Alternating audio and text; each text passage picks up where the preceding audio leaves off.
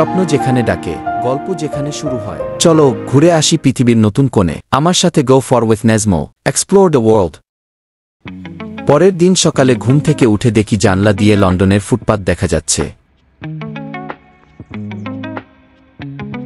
আমার বন্ধু ইয়াসিন সকালবেলা আমাদের হোটেল থেকে নিয়ে গিয়ে একটা বাঙালি রেস্টুরেন্টে নিয়ে গেল সকালের নাস্তার জন্য, যেখানে আমরা পেরি ফেরি চিকেন এবং ফ্রেঞ্চ ফ্রাই অর্ডার করা হলো।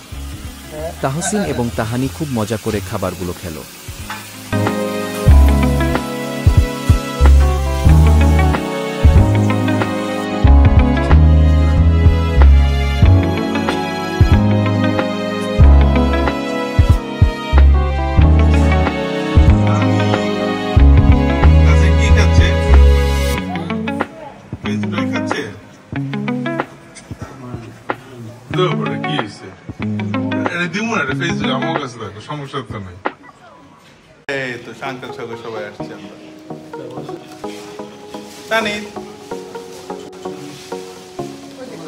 তারপর আমরা হেঁটে হেঁটে ফুটপাত দিয়ে একটা শপিং মলে গিয়ে সিম কিনলাম।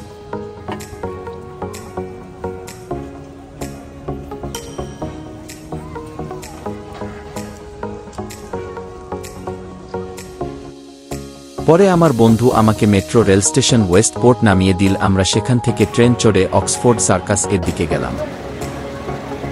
স্বাগতম গো ফর উইথ নেজমোলে। আজ আমরা এসেছি লন্ডনের সবচেয়ে ব্যস্ততম, সবচেয়ে পরিচিত এক চৌরাস্তায়, অক্সফোর্ড সার্কাসে। লাল বাস, কালো ট্যাক্সি, ট্রেনের গতি আর মানুষের স্রোত সব মিলিয়ে যেন লন্ডনের স্পন্দন। চলুন এই প্রাণচাঞ্চল্যের শহরের এই বিখ্যাত স্থানের গল্প শুনে নেই। 1819 সালে বিখ্যাত ব্রিটিশ স্থপতি জন ন্যাশ অক্সফোর্ড সার্কাসের নকশা তৈরি করেন।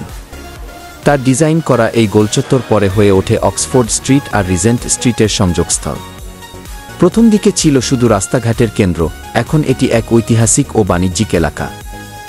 এই চৌরাস্তায় শুধু যান চলাচল হয় না, মানুষ চলে, গল্প চলে, জীবন চলে। ব্যস্ত কর্মজীবী, হাস্যোজ্জ্বল পর্যটক, পথশিল্পী, এক একজন এক এক গল্পের বাহক।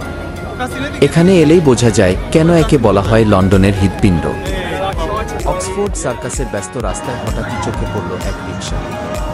হাজারো গাড়ি, মানুষ আর ফ্যাশনের ভিড়ে এই দৃশ্য সত্যি অবাক করে দেয়। লন্ডনের মতো আধুনিক শহরের মাঝখানে এমন পরিচিত যানবাহন, যেন এক টুকরো বাংলাদেশ।